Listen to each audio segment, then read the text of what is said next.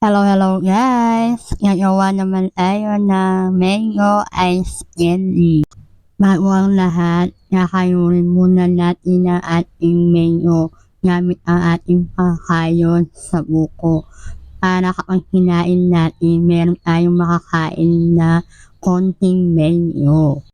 Then, ilalagay natin sa ating pikel ang ating hinayon na mangga.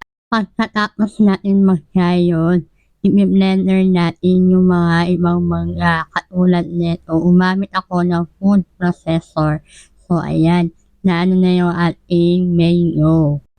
Then, ilalagay na natin sa ating pikel.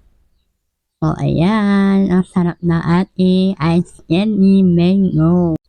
Ayan, nilagyan ko na ito ng gatas na Bear Brand. Pinatunaw ko sa mainit na tubig para mas malasa ang ating mango ice candy.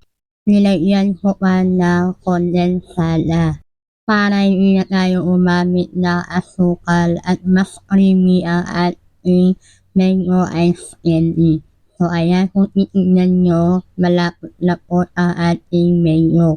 Nilagay ko sa isang kawali para painitin ng kaunti at ang ating ice candy ay mapino or pinong-pino ang pagkakagawa.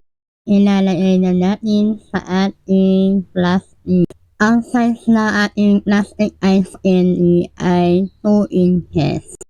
Ganyan lang umawa na ice candy, madali na ang paggawa. Hanggang dito na lang. Thank you for watching. See you on my next video. Please subscribe my YouTube channel, Joyce Cooking, and don't forget to like, comment, and share. Follow my Facebook account, Karen Joy Galera Talentino. Subscribe na din po kayo. Don't treat my ass. Bye-bye. God bless us.